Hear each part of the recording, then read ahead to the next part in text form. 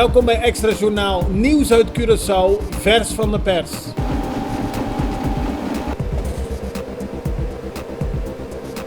En dit is het nieuws van vandaag. Minister van Financiën Kenneth Gijsberta heeft gisteren gezegd dat de regering de OB-stijging voor sigaretten, bier en sterke drank heeft aangepast. Dit vanwege de golf van kritiek vanuit de horeca- en toerismesector op de eerste plannen. Gijsberta zegt dat in de begrotingsaanpassing voor 2019 de oorspronkelijke verhoging van 6 naar 9% is omgebogen in een stijging naar 7%. De beoogde stijging van 6 naar 8% is beperkt gebleven tot een stijging naar 7%. De horeca- en toerismesector waren bang dat de oorspronkelijke stijgingen nadelige gevolgen zouden hebben voor de komst van toeristen en voor het bezoek aan restaurants en bars door de bewoners van Curaçao.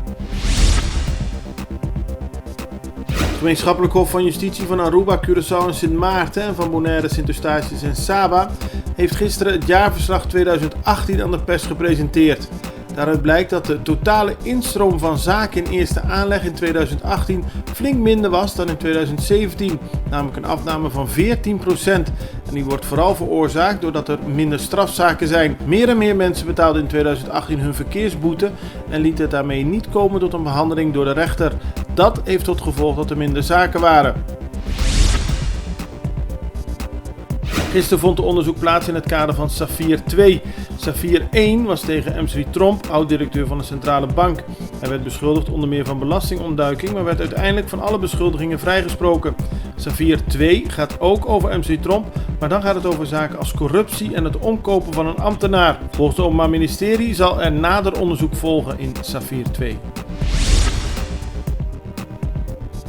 Minister van Verkeer, Vervoer en Ruimtelijke Planning, Zita Jezle-Itu, heeft gisteren met Eigen Woningplan EWP een akkoord getekend voor de bouw van 500 huizen.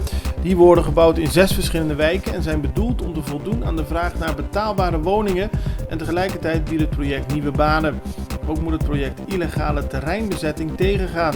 Binnenkort zal er meer informatie over de projecten worden gepresenteerd en kunnen geïnteresseerde woningzoekers zich melden voor het project. De huizen worden gebouwd in onder meer Mahuma Zuid, Montagne Abau fase 2, Roy Santu, Ronde Klip, Brakkeput fase 2 en Traiceru. In de loop van de dag hebben gisteren alle 28 overgebleven passagiers het Mazelenschip Freewinds verlaten.